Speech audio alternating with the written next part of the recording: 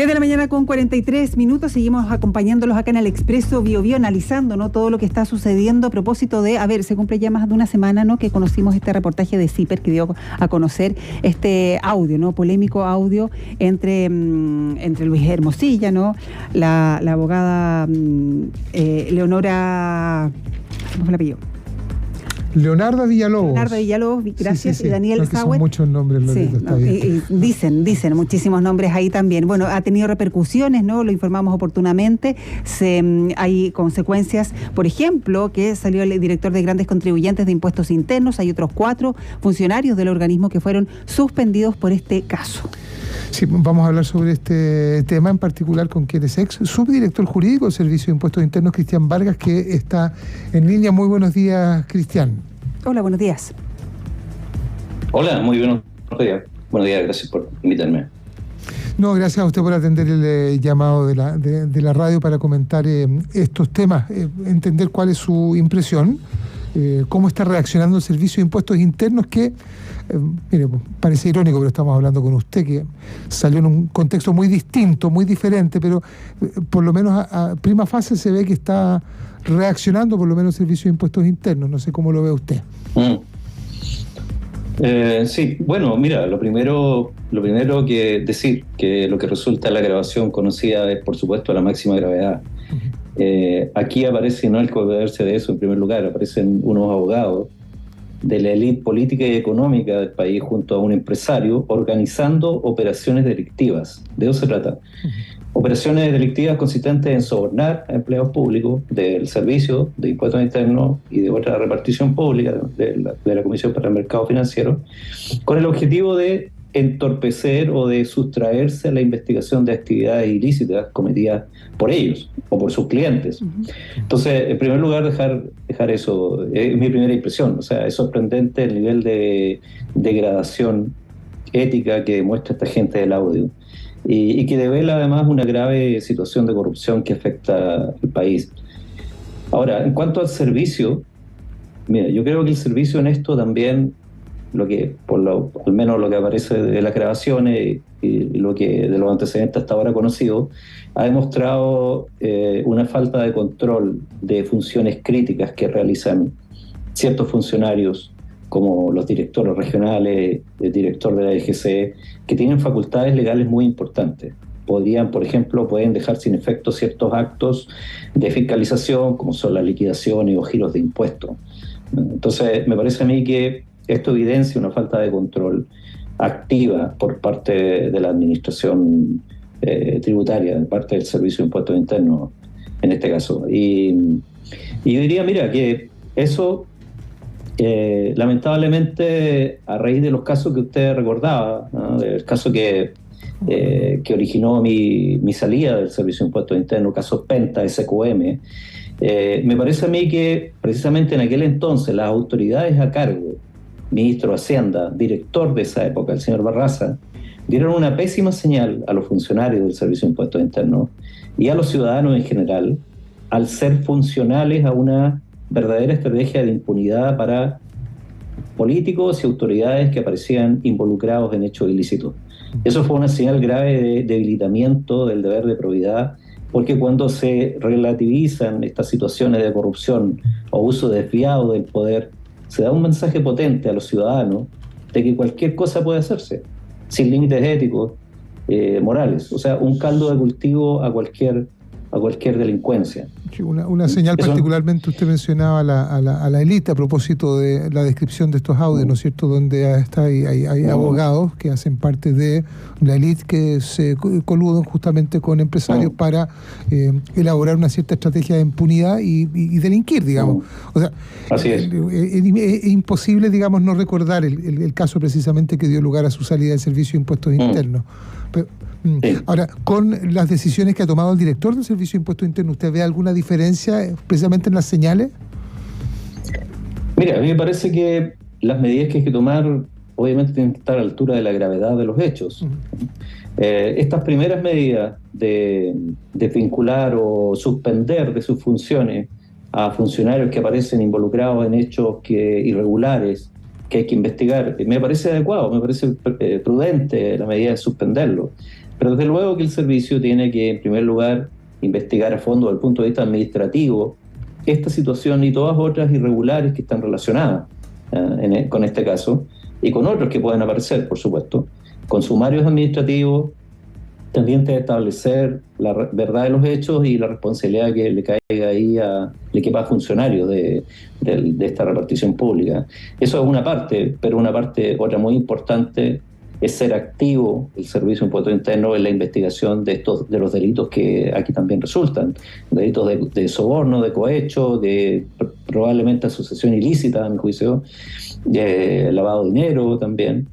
Entonces, creo que el servicio tiene que cumplir un rol activo en la investigación, tanto desde el punto de vista administrativo como también desde el punto de vista penal, con la persecución penal en este caso.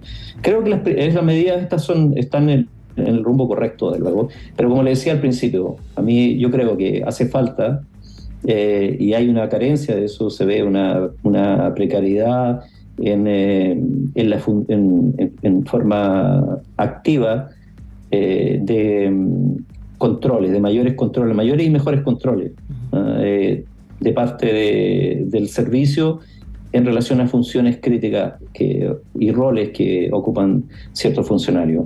Creo que eso hay una deficiencia ahí que resulta, a mi juicio, evidente en estos casos. En los controles, de los funcionarios, de estructuralmente cómo está organizado el servicio.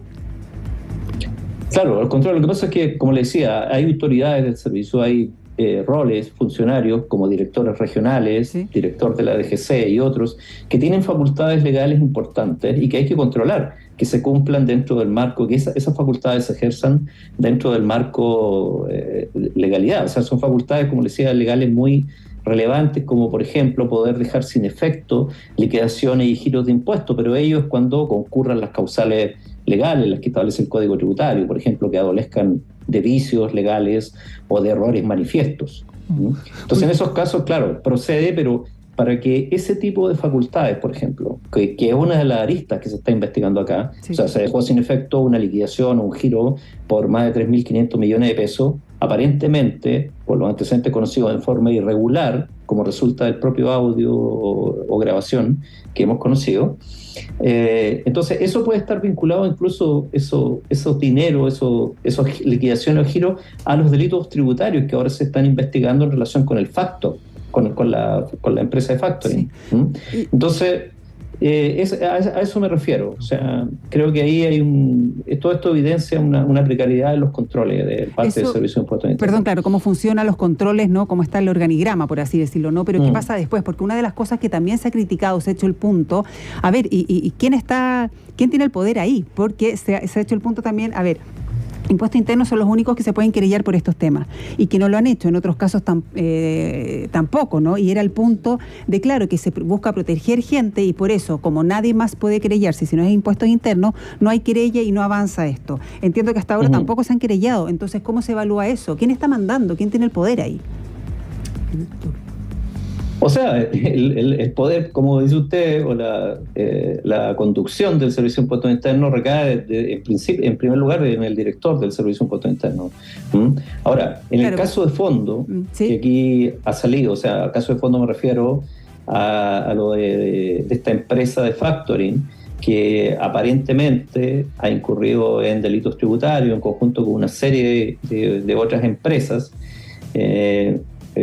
y que es lo que debe investigarse. Obviamente ahí son delitos tributarios y el servicio tiene que recopilar los antecedentes para fundamentar una querella, una acción penal.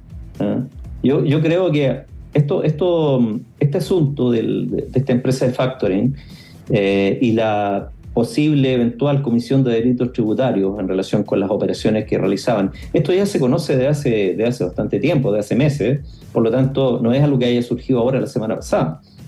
Yo supongo que el Servicio de Impuestos Internos ha estado recopilando los antecedentes en relación con este caso y prontamente va a ejercer las acciones penales que correspondan por los delitos tributarios.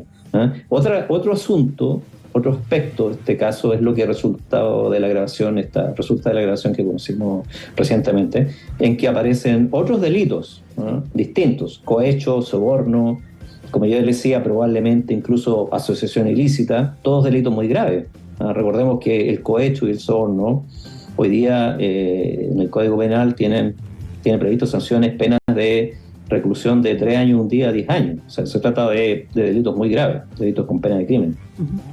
A propósito, se nos va el tiempo, estamos hablando con el ex subdirector jurídico del Servicio de Impuestos Internos, Cristian Vargas, a propósito de el ejercicio de las facultades que sí tiene el Servicio de Impuestos Internos de distintas autoridades a las que usted ha hecho referencia. Si uno supone que se ejercen esas facultades como debieran, probablemente cambiaría la manera de mirar esto como casos excepcionales. Y uno bien podría encontrarse con una cierta habitualidad que no queremos mirar. No sé si estoy siendo demasiado audaz con la opinión, Cristian. No, por supuesto, no. O sea, comparto el punto. Yo creo que el país vive una situación de corrupción, yo diría, lamentablemente, bastante generalizada. O sea, no es que estemos viendo aquí un caso excepcional. O sea, hemos conocido casos de corrupción, de fraudes en el alto mando de las fuerzas del ejército, de la policía, de carabineros, y entre otros, en las municipalidades. De manera que esto es una cuestión de la administración pública, diría, en distintos ámbitos, en distintas instancias. Entonces, esto yo creo que lamentablemente no es una excepción.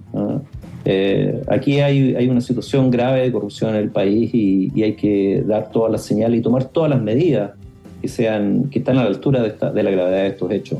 El Servicio de Impuestos Internos tiene, como yo decía, mucho que decir en esto, porque lamentablemente, a raíz de los casos que ustedes recordaban, Penta, SQM, bueno, allí precisamente se hizo todo lo contrario. O sea, lo que se impuso, y con amplio apoyo de la clase política, hay que decirlo, una verdadera estrategia de impunidad en estos casos, para precisamente ellos mismos, o sea, políticos y autoridades que aparecían involucrados en estos hechos, en hechos ilícitos. Entonces, esa fue una grave señal de debilitamiento del deber de probidad. Y un caldo de cultivo a cualquier delincuencia, a la corrupción, por supuesto. Claro. Hay responsabilidad, y aquí lo voy a decir así claramente, mire, a mí me parece que hay responsabilidad del entonces ministro de Hacienda, estamos hablando luego de los casos Penta, SQM, y del director nombrado en aquella época, en la inacción sobre medidas preventivas y sancionadoras de conductas que faltan a la probidad en el Servicio de Impuestos Internos. Ellos fueron los verdaderos operadores de un diseño de impunidad en el caso de financiamiento ilegal de la política, y por esa vía entregaron un mensaje, entre comillas, un mensaje institucional reñido con la probidad. Claro, con consecuencias. Eso es lo que me parece a mí. Que estamos viendo hasta el día de hoy. Entonces, Cristian Vargas, ex subdirector jurídico del Servicio de Impuestos Internos, muchas gracias por haber estado con nosotros. Buenos días. No, gracias a ustedes por invitarme. Muy buenos días, Cristian. Cristian Vargas, ex subdirector jurídico del Servicio de Impuestos Internos en el Expreso Biobío.